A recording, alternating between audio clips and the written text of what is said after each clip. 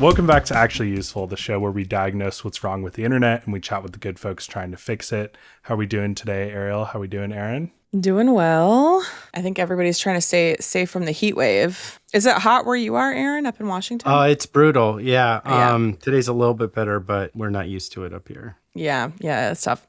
Luckily, I have been participating at my local pool, which is nice and keeping me cool. Ooh, I think that's a good strategy. We're super looking forward to our conversation today with Aaron Ping. We're going to be chatting about Snapchat and safety with social media platforms.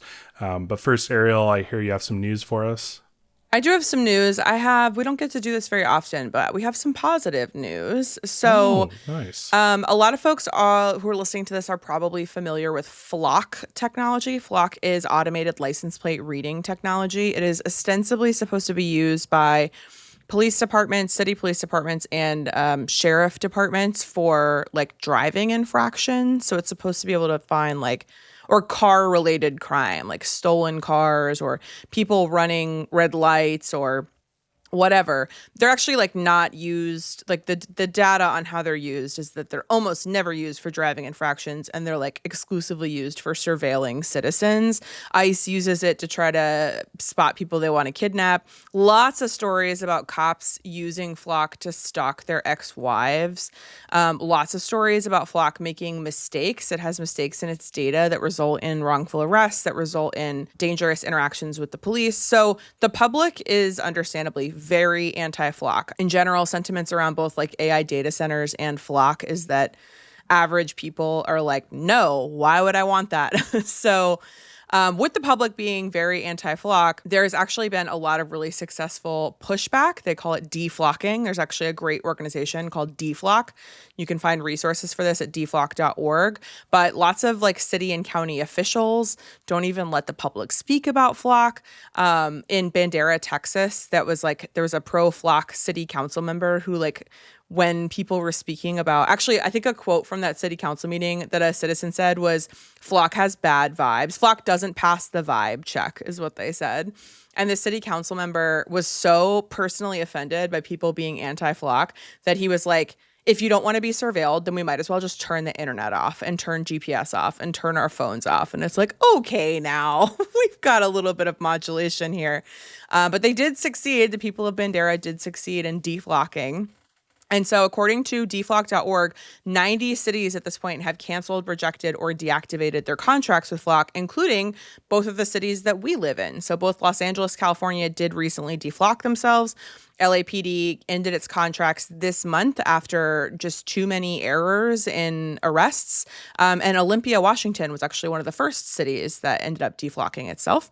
So it's kind of funny. The way that these contracts work is actually really difficult. Not surprisingly, Flock is incentivized to make it difficult to deflock yourselves. So in a couple cities right now, the police actually went through and covered the Flock cameras with plastic bags because they were like, well, we deactivated the contract, but they're still up. And we're not totally sure that they're not surveilling our people. So they just covered them with plastic bags. But just remember, folks, inside every Flock camera, there's 2 pounds of copper and 3 grams of gold. That is $185 of sellable scrap. So I just want to know how many times we can get you to say deflock on this episode. Yeah, I was wondering too. Just Ariel being her good old anarchic self. But Ariel, do you want to tell us who we're chatting with today? Yeah, today we're chatting with Aaron Ping. Aaron is a fierce advocate for better tech protections for children on the internet after your son Avery died as a result of Snapchat's negligence. Can you tell us a little bit about how this tragedy made you feel compelled to advocate for stronger tech protections and how it affected the way that you perceive these companies personally? Yeah. Well, first off, thank you so much for having me on. I'm honored and have listened to your latest 2 episodes. I've really enjoyed them quite a bit, and that's a direction I had wanted to go in my podcast series. So it was very nice to hear such a complete episode on that private equity. Yeah, thank you. I hope you're doing a follow-up on venture capital because I do think that's a big part of the whole problem with the tech industry as I'm understanding it now. So why did I become an advocate? Well, for one, if I don't say anything, what I've learned is that nobody's going to say anything. There's no incentives in any of the institutions or structures in this country or the companies that have, social media companies to make this information available to the public. And I found that there was really none in our criminal justice system, which is so far behind technology. It's just such a messed up situation. And I've really learned that if this can happen to me, I know it can happen to anybody. My son Avery was 16 when this happened. We held off on technology. He went to Waldorf school. I'm wearing this shirt actually from the Waldorf school he was going to last in upstate New York. The whole idea was to, let him be a child, let him not have algorithms telling him what he wanted, what he should want. I read Anxious Generation when that book came out, had conversations with Avery about it. I mean, he also recognized the problem and sort of wanted to change, but it was really hard. He was just so addicted. So returning to Waldorf school was one of the ways we decided we try to work around that. I had become kind of the screen police in his last year, since I did let him have social media when he was 15. And like half of the texts, if I go back through all my text messages with him, are, Dad, can I get more screen time? So I didn't want to be the police anymore. And so we, came up with plans with his teachers there at the school.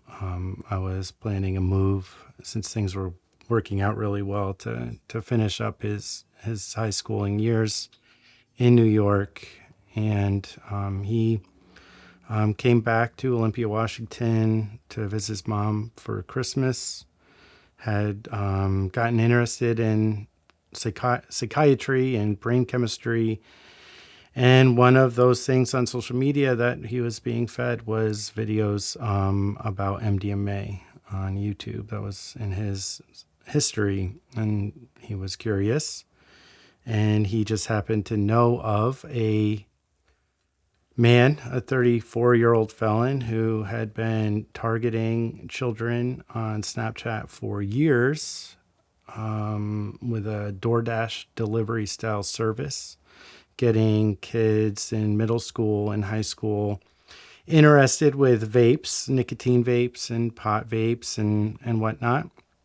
I think most any teen in this area would know who Travis Olympia is through, at least one degree of separation.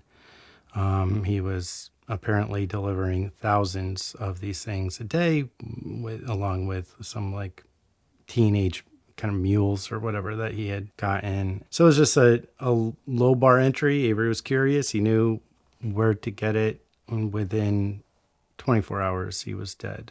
Yeah. Thank you so much for sharing. I do think it's particularly telling that you are, in many ways, the way that you parented relating to screens was you couldn't have really gotten more informed. We did obviously an episode with Kelly Stonelake, who and there are a lot of news articles that people who maybe haven't experienced this firsthand would see of children dying as a result of some connection to the platform, either the algorithm, people they met, whatever.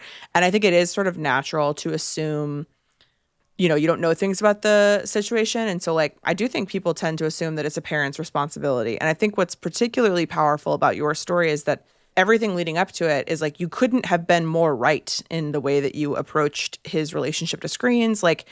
A 16-year-old absolutely is going to have screen exposure. And it's also completely normal for a 16-year-old to be curious about drugs. And so there's so much that you can isolate out as this was literally Snapchat's fault. This was absolutely something that they had tons and tons of records on, which we'll get into. Like they knew that this person was a problem. Right. So you host a podcast called Superhuman that is an 8-episode story that details all of the legal findings. Very riveting, very different style of podcast than ours. It's a full. It's fantastic. It's I really recommend good checking quality. it out. And you got a lot of really expert people on this topic, from law enforcement, from policy, from mental health, from technology, all kinds of different voices in there.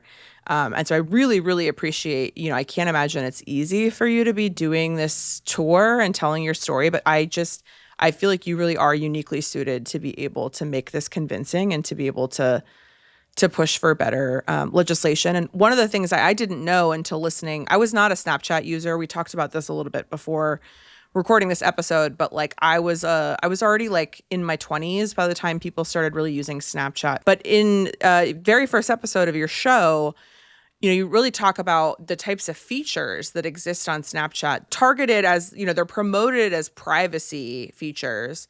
But in reality, they're features that make Snapchat especially appealing to criminals and especially difficult for law enforcement to infiltrate. So do you want to tell us a little bit about some of those features and some of the way Snapchat has designed its product to make it sticky for these exact use cases? Yeah, I mean, I think that's the entire discovery of Snapchat, or I mean, that's what they launched off of, is disappearing messages, right? So the thing about the disappearing messages is it's very unclear as to where and how and when they actually disappear, right? When they go poof off of everything. I think most users and teen users and adults or parents that are letting their kids have this platform just sort of have an assumption that, it might delete off of the phone and give some privacy on, the device level. But it actually deletes off of the back end as well, which I don't think that that's a privacy feature that people are actually downloading it for. And I'm pretty sure that if most parents were aware of that, that if their kid is sextorted or dies or, goes missing or gets raped or any that's like, and then the police go and try to get those records, that Snapchat's gonna be like, oh, sorry, it's all gone. We don't have it and can't help you here. And, with the amount that has been happening for so long, the like literally hundreds of parents that I have met that had their kids die 4 or 5 years before Avery, the fact that they wouldn't have kind of cleaned that up or streamlined it, or that, government wouldn't have gotten involved. I mean, it just, I cannot fathom how a product like that can exist. And the really fucked up thing here is that this is marketed towards children. Like this technology of, hey, send some goofy messages to your friends and use these fun filters. And don't worry if it's embarrassing. Like it goes away. There's no record of it. Ha ha ha. Like that very charming, kid-friendly, outward-facing reputation is then contrasted by this very dark underbelly where you have drug dealers and sex traffickers who are attracted to those very same features. I'm a bit younger than Ariel, and Snapchat was like very much my generation. I'm like older Gen Z, and it was very much this exciting thing of like, oh, we can have a little bit of privacy from our parents and whatever. But I don't think anyone really thought like, oh, this deletes off of the actual Snapchat servers. Like, I don't know. I find that a little bit hard to believe. Ariel, you've worked in tech. Like, is that possible? It is possible. I was shocked when I heard, just strictly from a technologist perspective. You just don't delete things. Like it's just not how you do it. Like, I actually looked into this. I looked into Snap's specific page where they outline all of the ways of when they delete. And it is interesting that it's not ephemeral. It is that they literally go in and delete it. So their language now, which was not, they've changed this language. They used to use the words privacy, and now they use the phrase delete is our default. And what I mean is it's not that it exists in an ether and isn't saved somewhere. It's that they actually, depending on what requirements any given piece of content fits at any one time, there is a certain set of criteria that makes it eligible for deletion, and then they actively go in and delete it. So they will link in the episode description to the page where they outline all of this. But for example, a baseline is like if you're in a chat and you send a snap, it gets deleted when everybody in the chat has opened it. Because I was thinking about this after we, talked before recording, Aaron, that like I was really stupefied by it because there's just part of the reason I sat down and I was like, why wouldn't you delete? And it's like, well, a good example of something is like all applications where you send one thing to another person or you're sending something to another location, it's going to have failures. Like you're going to lose internet at some point, or the endpoint went down or whatever. And so like you have to have it available to resend, because all of these systems will do automatic resends after a failure notification. And other like basic sort of infrastructure pieces of why it's uncommon to leave something ephemeral. And so, yeah, they don't do that. I mean, they actually go in and delete the record. And so I do think, to your point, like I do agree that like privacy from parents is appealing to teenagers. I also think that there's some merit in allowing spaces where children are not bound by their digital footprint. I think children post a lot of stupid things on the internet, and it's nice that they don't have to worry about that forever. But deleting it on the back end, I mean, the only reason that I think a company would be incentivized to do that is because a substantial portion of their business is crime. Like, I just can't think of another reason why. It makes it so much harder from like a product perspective, from an engineering perspective, from a liability perspective.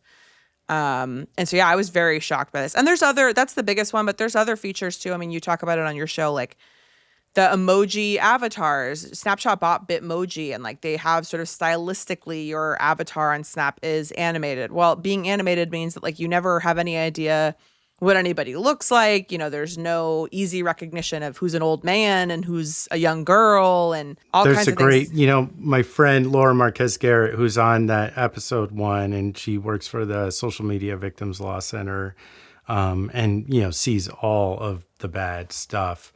They did this funny thing where they took like, some of the scariest looking serial killers in history and then ran them through the Snapchat avatars. And it just looks like a funny teenager or whatever, but like then you would see who that picture is based off of, and it's like crazy. Yeah. And it's like, again, I would never, I mean, actually, even from a product perspective, I like standardized avatars. I think it's nice when everybody looks the same, but thinking about it from this perspective, it's like, oh no, absolutely. That adds this layer of obfuscation.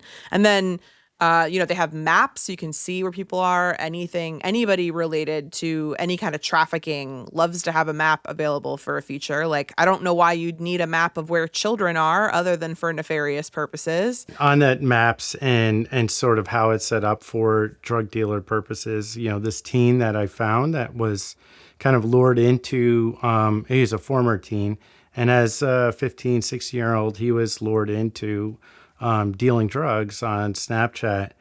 And he told me sort of how this actually works from even beyond just on the local level, using as a marketing tool to market, broadly to a teenage demographic in your area. You can actually go in and see on the maps and the people who are doing that in the other cities. So then these drug dealers are actually connecting with each other via Snapchat that way as well. And then trafficking large shipments of drugs to each other to, whether, in cases. And actually, he said that eventually he'd stop doing these deliveries and would just do like 1 or 2 shipments a week to someone in another city, because he could find these people and then connect with them that way. Yeah, Snapchat is like the LinkedIn of drug dealers. Like it literally is you couldn't design a better system, and somehow the branding is all for kids. Yeah. And probably the biggest purveyor of CSAM, of any platform too, because, kids are using it how it was originally designed, to send naked pictures to each other. Yeah, I was going to say, I mean, when we talked to Kelly, we talked about like all of the sexism that exists at Meta. And also Facebook was invented to rate women. It was invented to like give women a score of hotness. So like it doesn't seem confusing to me that it would end up being a misogynist organization. And I think with Snap, like Snap was made to send nudes and then you're marketing it to children. What do you think is going to happen? You know, it's like from a regulator standpoint, even for me, I know so many people who've worked at Snap, and I think thinking about it in this, it would be hard. It's hard for me to justify even wanting to work at Snap after seeing the level to which they're, I mean, directly made for crime, really. So, Aaron, going back to your story, I'm sure you know in the recent days after this tragedy, as you're looking at Snapchat, you're trying to give them the benefit of the doubt that this is a company that would, at least do the bare minimum to try and help you, find this person, take their account away, the drug dealer who sold to your son. Can you walk us through the moment you realized, like, oh, they really don't want to play ball with law enforcement. They want to get in the way of these investigations? Yes. And first, I'll just say, as much as I was aware of sort of the addictive algorithms side of these platforms, I actually had no inkling that they were just broadly used for selling drugs. Yeah. I had literally I wasn't, if you're not paying attention to this stuff, you just don't know. You can't even believe it because it's so different. It's ludicrous. The world that, I grew up in. Yeah, absolutely ludicrous. And so, goodness, it was a slow realization. When this happened, I was out of town at a work conference. I found out at, a little after midnight of what was happening. I started packing up my stuff and starting the 2-hour drive to come back to Olympia. And right at the beginning of which I actually got the news that he had passed. The next morning, I called a family or, a very close friend of mine and is a former prosecutor here in Thurston County. And she had an awareness that I didn't have at that point, which was go to Avery's mom's house and get that phone and bring it to the police and, really push them to get all the evidence that you can. And so we did that, and we were able to get this conversation off of his device with the dealer where, Avery's asking things like, how many hits am I getting? He didn't even know, and the guy didn't answer him. So it's a very detailed conversation. All of the, logistics are in there. Then there's a Cash App transaction, for the sale of the drugs that, and then there's the menu that was sent, and there's the video surveillance of him making the delivery there. Speaking of flock cameras, there was flock camera footage of him going at that time. There's just a whole slew of digital evidence that came up, and we could get back into this a little bit later because I want to talk about it in terms of how none of that was ended up coming out at trial. But I guess really that was the beginning, is just knowing that the prosecutor telling me, like, you've got to get this because it's all going to delete off. I was like, why would it delete off? Right. But she had the awareness and the experience to understand that that's what's going to happen. So 3 days after he died, I put on a little celebration of life with close, friends and family. And I was at dinner with some of them. And one of them is a local middle school teacher here. And she said, it's crazy,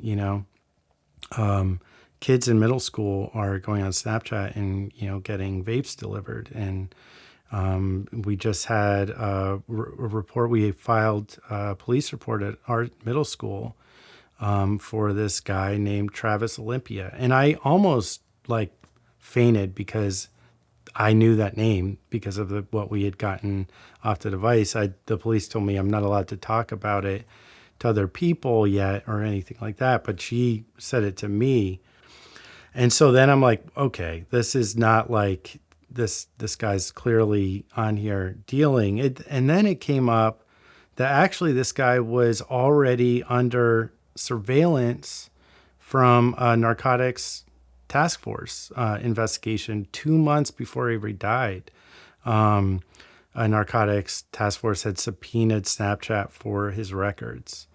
And so, probably 2 or 3 months it took for me to like get into all of this stuff and find the detective from that investigation and talk to him. But he actually told me that, he had sent Snapchat that warrant and then didn't hear no acknowledgement, no anything, right? And then 10 days later, he sent another follow-up like, hey, we're surveilling this guy's house, or, we have a whole operation. We just need these records to match this guy's movements. Nothing again. And then 10 days later, or almost 10 days later, they got a file, which actually the detective told me he couldn't even open. And he had to there was no instructions on how to open this kind of archived or zipped file. And he had to get somebody else in the department involved. And then it took another week. So it was 4 weeks after they had started this investigation, or after they had sent the warrant to Snapchat, that they actually could get in and look at these and review these partial records of this guy's account, which clearly showed that he's using the account just to deal to children. Ariel and I are quite left, and we're by no means pro-cop, but this feels like it should be the one bipartisan thing is you should have police who, when there are clear predators who are literally killing children and taking advantage of, teens on the internet, that feels like a pretty good time to have a fucking cop arrest someone.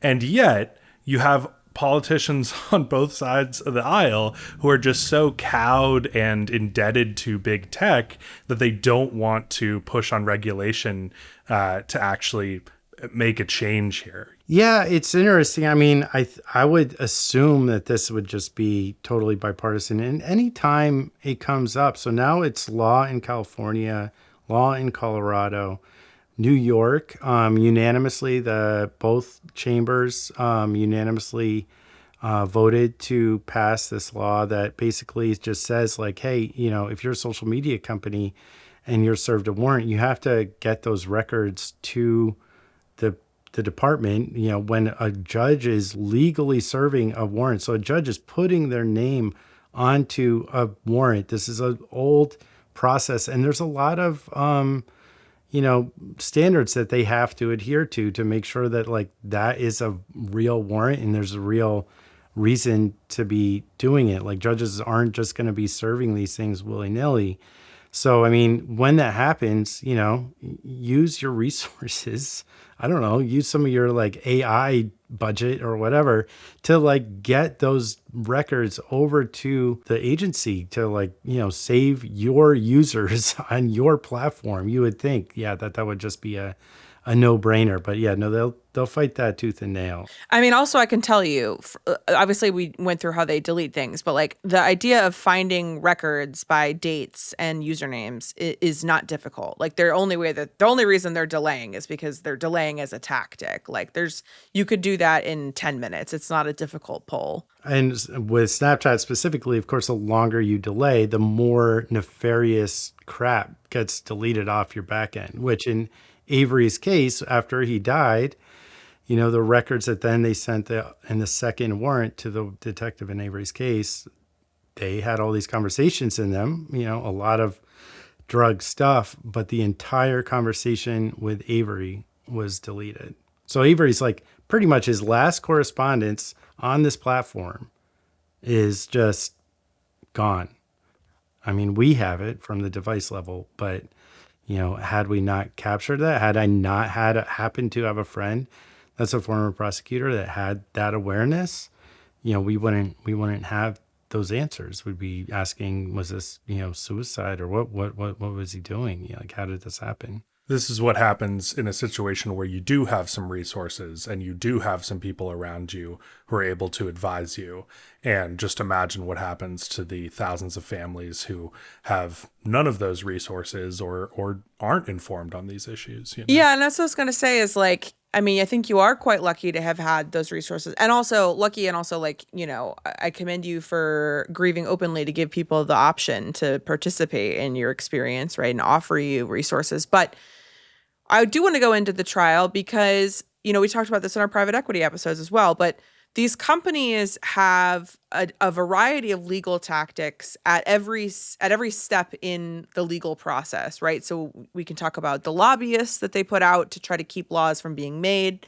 Then they don't comply with laws. Like you said, in California, Senate Bill, 918, says that they have to provide records in 72 hours. If they don't, it's just a fine, because we treat corporations like people, but we don't give them consequences that people face.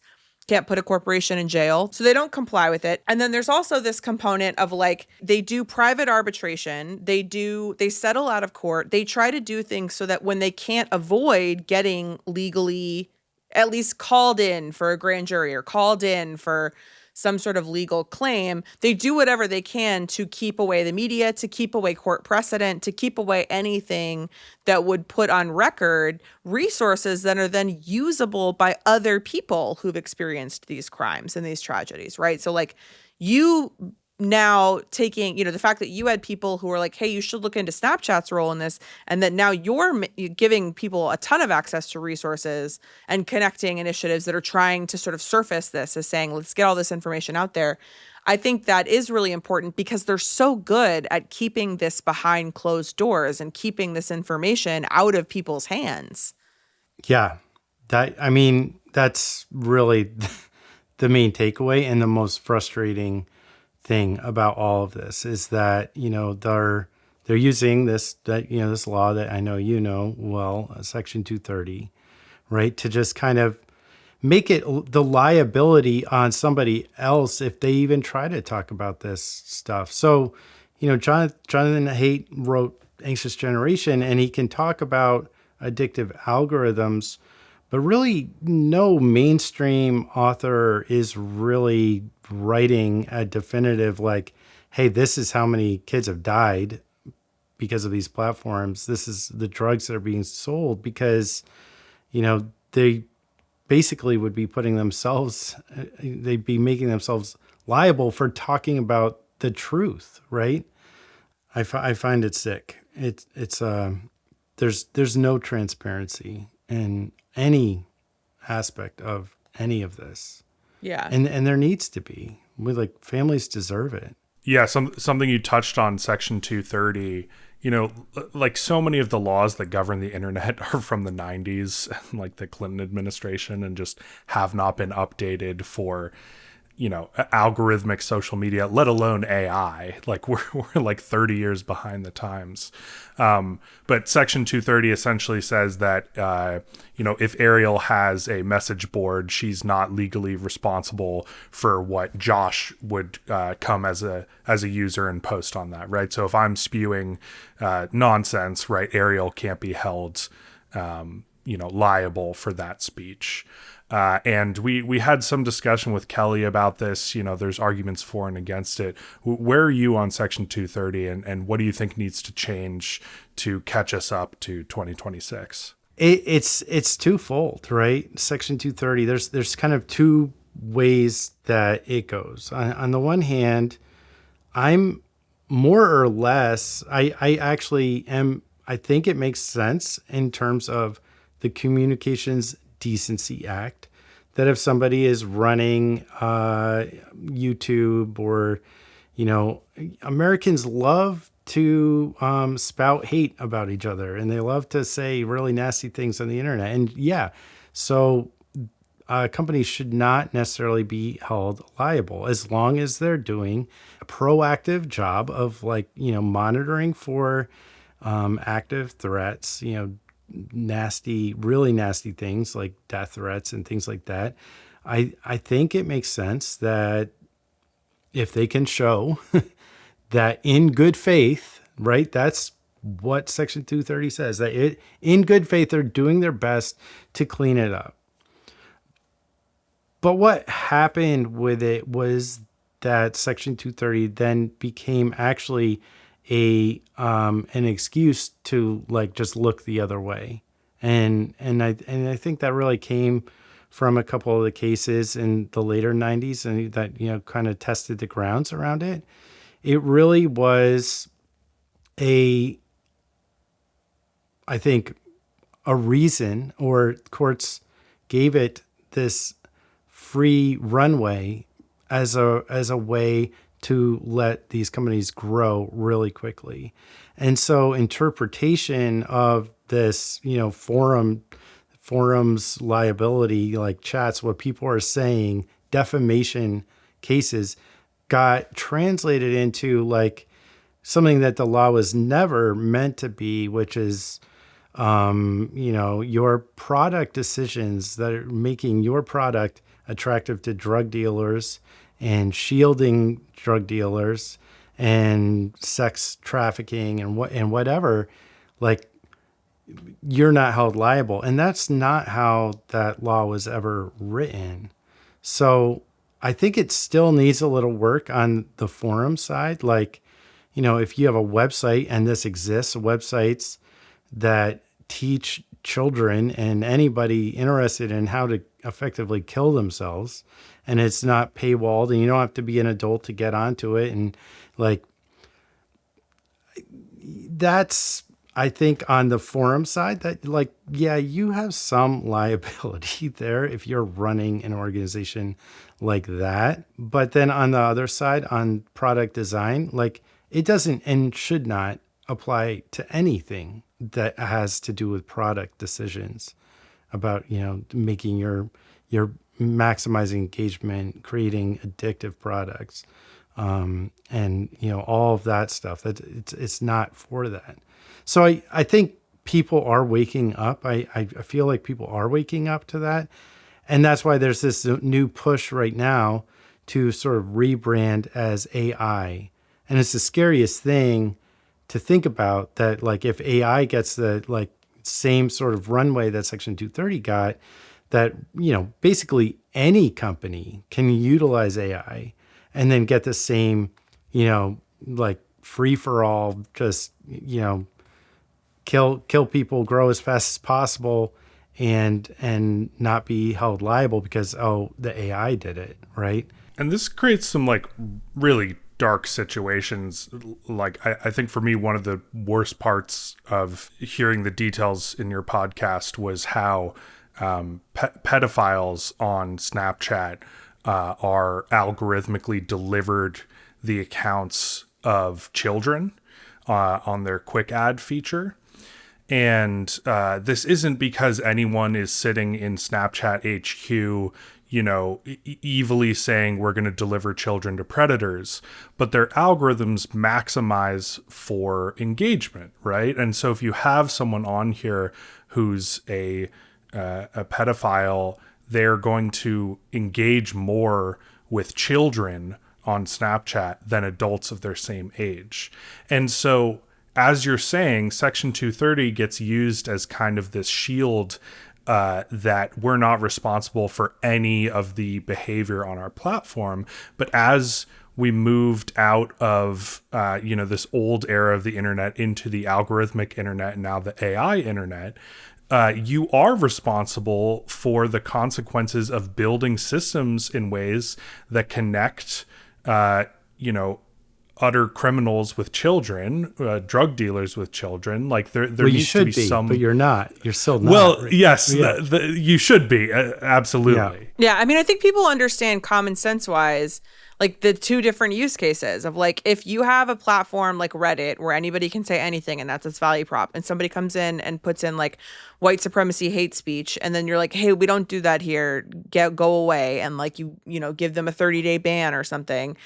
And then you build an algorithm to connect all the white supremacists together so that they can have their private forum that you allow them to make. Like, I think anyone outside of the legal system, like, you can look at those two differences, and common sense tells you these are different scenarios and your responsibility as a company is different in them.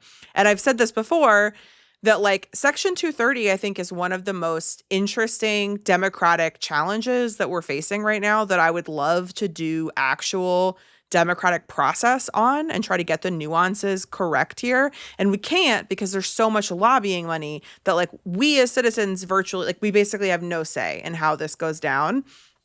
You have a really good quote in your show, which is that the Good Samaritan provision became the see no evil provision. And they use it to continue to be like, well, we didn't do it. Like, we're not, it just happens. They act like their own application that they've carefully tweaked and twiddled to death. And they know exactly what's happening on it. And they act like it somehow exists without them. And like you said, AI is a whole new threat to that. And it's particularly dangerous in a world where like our current presidential administration has basically said you can't regulate AI because it's a national security issue. B, there is no definition of what AI is. Like it's not a real thing. It's a marketing term. Things that were invented in 2018 are now being called AI. And it's like, it's not really that different than it was. So its opacity in general. And is the appeal for these companies to try to say, oh, actually, we're an AI company. And of course, they all are absolutely going to say that. And so it's very frustrating, especially as, you know, as people, Josh and I are, you are, who are like invested in, I always describe myself as I'm pro-internet, anti-algorithm. And like, I would love to have a good, real debate on what Section 230 should and should not be, or what the rewrite of it should and should not be. But like we're not even invited to participate in that process. Only dollars get to participate. But they also like directly benefit. Like it's not just that they're ignoring drug dealers and criminals. They benefit monetarily. Yeah. Like this ups their engagement. And this isn't unique to Snapchat. I mean, this is like all social media. But I mean, if you get rid of all the people who are doing illegal things, those are users like any others.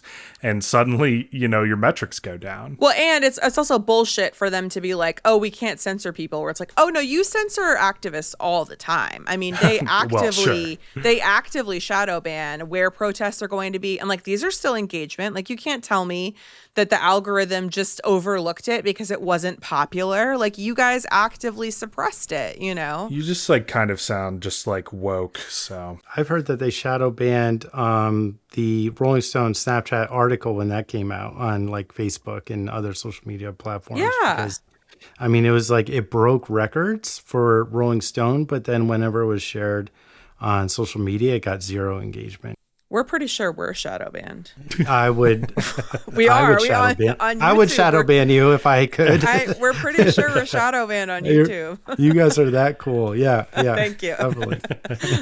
So I just want to, before, you know, we wrap this up, I do want to talk a little bit about like corporate personhood, because I think this is where like Citizens United was 2010. I think there has not been any legislation more impactful to our political sphere than Citizens United, which basically said that corporations are protected by constitutional rights, and that things like political spending is protected legally under the First Amendment.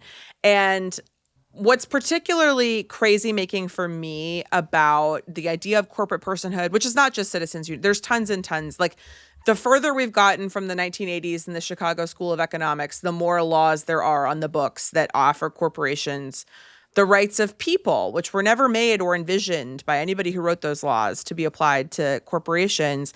And what's really frustrating is that like there is no other side of it. There's no consequences. So like corporations are basically given all of the privileges of being American citizens, and they're not given any of the consequences of being poor for the community, of like doing damage to the community. And so like if they even did get, like if they tried to say, this is my First Amendment right to have people like this on my platform, and then somehow a court decided, actually, it's not. We saw this with Meta, where it's like, okay, they've been found guilty, which is very important, and it's a very big step that Meta is being found guilty for things. But they are just like fined. Like the case in Los Angeles that they lost, which was directly about the health of a young user, they were fined $6 million. And I know the point was not to bankrupt Meta. It was to get some precedent on the books. And I love that. But also, like, it's annoying to see a $6 million fine for something that, like, absolutely was life-threatening to this person, you know? Yeah. I mean, and the thing about this, you know, Citizens United and corporate personhood is it comes, like, I don't think most Americans or most people are really seeing a bigger picture of like what our options are or where we came from or where the country was founded on. You know, we've been living in a backdrop of 50 years of like only deregulating things. We're not regulating anything. And so now we have entire new industries starting up with zero accountability and zero regulation. And it is all money and it's all lobbying. I think, you know, really, I truly believe after being through the situation, probably 10% or less of the country has a strong foundation or understanding of what lobbying is and how it works and what really is going on in our political system. And until more people are educated and also like until our legal scholars are given some sort of like code of ethics, like really like what like principles, founding principles that match the core values of what we say we are as a country in terms of, you know, individual freedom and rights. We're really lost to this. And you know, Citizens United was, I think, I agree. I think it's probably like the worst, but you have to go back even further to like Lewis Powell and the Powell memo in the 70s and the whole, and just start reading about lobbying and the history of lobbying. And I really, Brody Mullins was such, I really appreciate him so much for coming on my podcast as a nobody. And he so graciously came on and talked to me. I was like so inspired by his book and his podcasts that he has, The Wolves of K Street.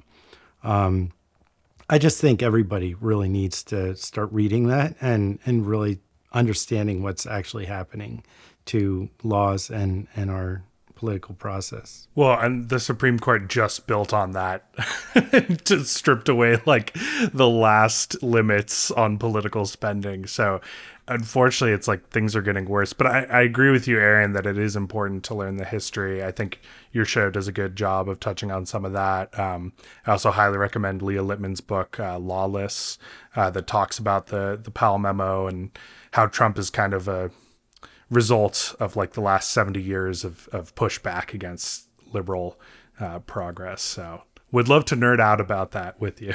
I do also think, I mean, one of the like, when I first had the idea for this show and like why I felt compelled to have a space to talk about it and to invite people like yourself into this conversation, I was very impacted by David Graeber's work and his phrase spiritual violence in reference to bullshit jobs or jobs that exist to only do harm or to do nothing. There's a lot of like neutral jobs that are just there to keep people from revolting.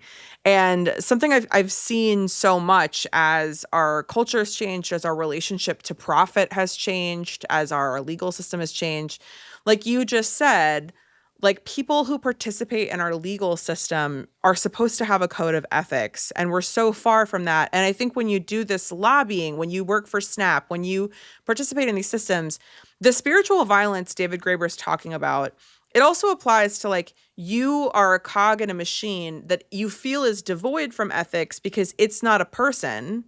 You're like, well, this is just my job. Like, this is like full Nuremberg at this point, that there's so many people who participate in our economic systems and our legal systems and our justice systems that feel like their work is unrelated to their ethics and that their work is not to be ethical, even when you get into the legal system. And it's like the whole point of a legal system is social ethics. That's the point of it. And so I appreciate you saying that because I do think it's frustrating a lot of the time, especially even in my day-to-day life as a technologist, when we talk about things and people really do have this cognitive dissonance between the work that they're doing and how that work rolls up to a very powerful force that has nobody at the helm of it, you know, that there's no heart at the helm of this, of just more and more for profit. Yeah, there's another, you know, thing I touch on in episode 2 of the podcast, which is the the history of like materialism in America. And it's so interesting how that started too, as a form of controlling the masses, is just to, and as factory lines got more productive and things to be able to sell all the crap that they're making. But it's a very socially engineered decision that was happening at a time when Europe was revolting and there's a lot of dissonance, just to pacify people with wanting things, wanting products. And that's, I think, also been a big proponent of spiraling us into this situation that we are in now, where of the deregulation and essentially, organizations that were formed, at the turn of the century, like, the FTC and the FCC, not really regulating these companies or products like the way that they should in terms of like matching the values of free enterprise in America. Man, products and content used to control the masses while geopolitics spiral out of control, all while regulation withers on the vine. Man, what an interesting time. Hard to imagine. Well, Aaron, we really appreciate you being here. I'm curious, Aaron's podcast is called Superhuman. Please check it out. But Aaron, what would you like to leave listeners with, whether they have children or they don't have children? Like, what do you think people need to know? Where do you think they need to be looking? What do you think they need to be reading to feel informed and to participate in helping to right this system? Yeah. Well, first off, I think you had asked me to think about what gives me hope. And, there's a lot of things that give me hope. And one of them is just, our kids. Like, I believe that our kids are seeing how messed up all of this is, and they will grow up and they are growing up and they're realizing it, and they will push back. There's no way that a child that has seen all the stuff on Snapchat and Instagram are going to grow up and just hand those tools over to their kids. I mean, I can't imagine many will be doing that. So I do think that is going to fix things. And I also, none of this is sustainable. Anything naturally will have cycles where it, dies and has to sort of regrow. And we are coming to that point. I do believe that this constant growth and you talked about it on your last episode of just like fake numbers, that it's not gonna, it can't last. There's only so much fake money and fake perceived value that we can be giving to these things. What I'd hope people do, in terms of parents, just listen to our stories as a education to keep your families safe, and get involved with some of the political actions that are going on. There's an organization called Parents Rise that's led by a couple other survivor moms and parents that have stories similar to mine. And they do a great job of following what is going on. And, in terms of like, right now, there's this whole Kids Act, which is going through Congress. It's built off of the original Kids Online Safety Act that came out and passed in the Senate 2 years ago. But this version is rewritten by Meta and tech lobbyists to essentially give tech another free pass, and I think appease Mark Zuckerberg's and Evan Spiegel's and all the others, like, great fear that they're going to be held liable for all of the children they're killing.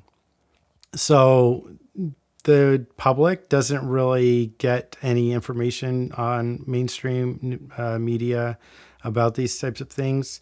So follow Parents Rise, and they will send you emails and things that you can do in terms of, being involved, getting your voice out there.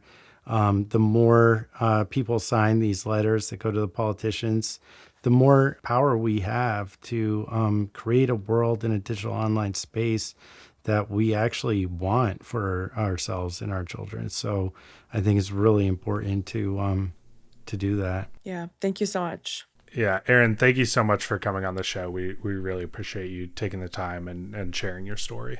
Yeah.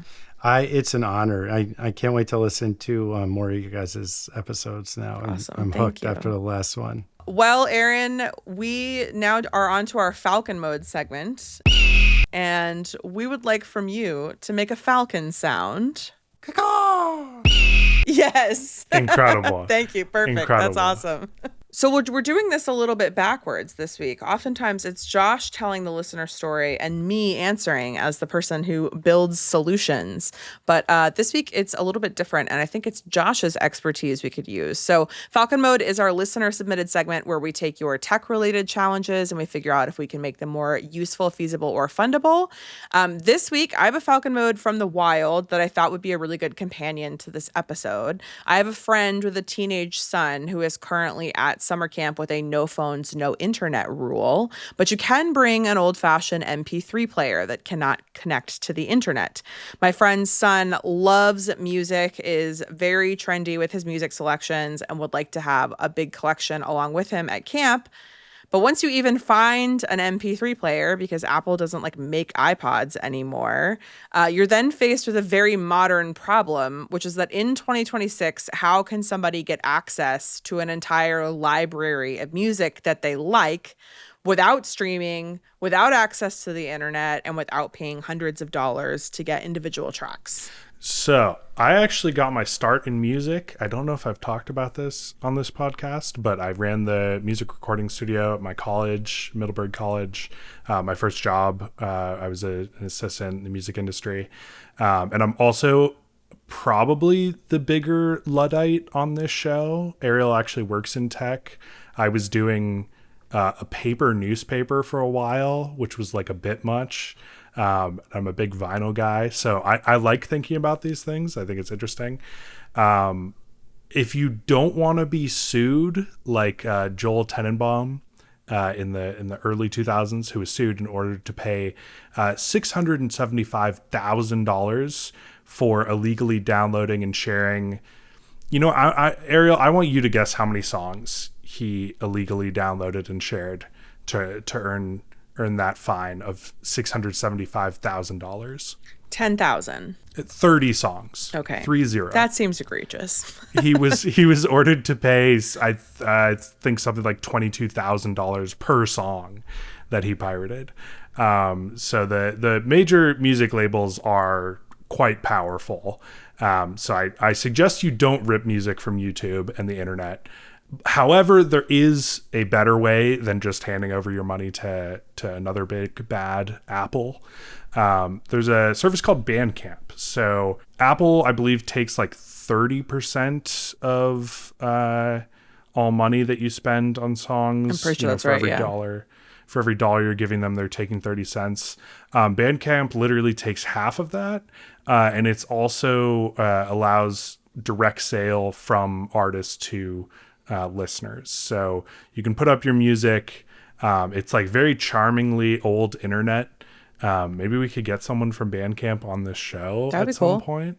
And there's actually a YouTuber I really love. His name's Brandon Shaw. His channel's called Digging the Greats. And he did an experiment like this. He started using an iPod and instead of his phone to listen to music, and he said it changed his life. He started thinking about how algorithms kind of shape everything. Listening on Spotify or Apple, you're having big tech tell you what to listen to versus owning your own stuff. It's your own taste. It's your own relationship to the media. You can still get an MP3 player at Walmart for $20.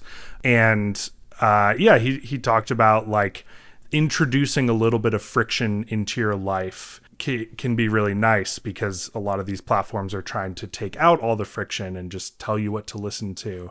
He chatted with this reporter, Kyle Shaka, who wrote a book called Filter World. He talks about how all these algorithms make popular things more popular and they make obscure things more obscure.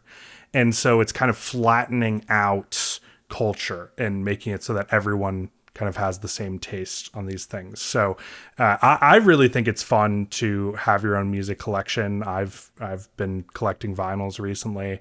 In this case, I would recommend getting an MP3 player, going on Bandcamp, finding artists you like, supporting them directly. And I think it can be a fun way of like kind of rediscovering your relationship with music and with art. And the last thing I'll say is that like something Ariel and I chatted about before this episode is that these platforms kind of make it intentionally hard for you to do this. Like this is a very annoying solution. But that's because like they control so much of culture, like streamers have all the shows and TV, DSPs have all the music. And so I think there's something kind of nice and resistancy about doing some of this, anachronistic stuff. Yeah, I'll also say I'm not like so I have obviously a ton of books, like thousands of books in my little apartment, but I don't have physical music media and I don't have physical TV or movie media. And a lot of my friends do. A lot of my friends collect vinyl or they collect films, they collect DVDs. And it's not really a problem I thought about a lot, but like, guys, they change the media. That's the point of physical media is they try to change the media. So a major streaming platform that I will not name has a hackathon project that was done to take movies from any time period, basically draw a pixel around a product inside any given scene and then sell that product position to brands. So for example, if you had like, an 80s John Hughes movie and like, I don't even know what the sodas were. You have a can of Tab soda and an 80s John Hughes movie. You could sell that position of a can to Coke to advertise their newest limited edition Coke. And when somebody goes onto that streaming platform to watch a John Hughes movie, instead of a Tab, they're going to see a Coke. And they'll do this. I saw some TikTok of like them changing an episode of TV for like no obvious reason. Like they changed a scene, they changed the dialogue, and it's not really obvious why. So they do change it. So there is value in collecting and owning physical media and getting away from the rent seeking that these companies want us to do. But it does take commitment, as my friend's son realized. How great would it be that if you make that investment of a phone for your child, that you would actually have the parental controls to turn it into an MP3 player for and when you wanted. Like, I had that so many times. I mean, Avery went to those types of camps where he wasn't allowed to have, it functions as one. You already have Spotify. You can just download all the songs that you want and then just turn off cellular access and turn off access to literally everything else. Yeah. I mean, it would be amazing if Apple would give us those type of parental controls. Yep. Well, this wouldn't work as a solve for this Falcon mode because they're not allowed phones. But I guess you could also buy a brick, which is like this product that you tap on the back of your phone and it like disables certain apps. So there might be a solution there where you could like just have Spotify on your phone. And then maybe the parent could have the brick, but... This same friend was telling me that his son tried to not bring his phone to school and they have to put their phone in a bag at school. And the teacher will not believe him. If he comes with no phone, the teacher thinks they're being tricked. So he has to bring a decoy phone to act like he delivered a phone. Just so like, yeah, they make it really, the whole world makes it really hard to live without a phone, I felt like we were getting to this nice place. Sorry. And you know what? At least that school is making kids put their phone in the bag. I like that. I like that. Well, Aaron, thank you so much again for coming on the show. We really appreciate you taking the time. And to all our listeners, if you have an idea for a Falcon mode, just want to say hi, you can email us at heyactuallyuseful@gmail.com. We're on social media at actuallyusefulpod, and we hope everyone has a great couple of weeks. Thank you so much. Thank you so much. This is today is actually Avery's 18th birthday. Oh, happy and birthday. I'm really honored to spend it with Thank you guys. you. It's never an easy day. But it just means a lot to me that people are listening and that you guys took the time to have me. So, caw. Wow, thank you. Thank you so much. Thank you. Actually Useful is part of the Industry Plant Podcast Network. It's co-hosted and created by Ariel Butters and co-hosted, produced, and edited by Josh Stretton Carlson. If you like the show, please consider subscribing to our Substack or YouTube, or give us a follow on most social media platforms at Actually Useful Pod.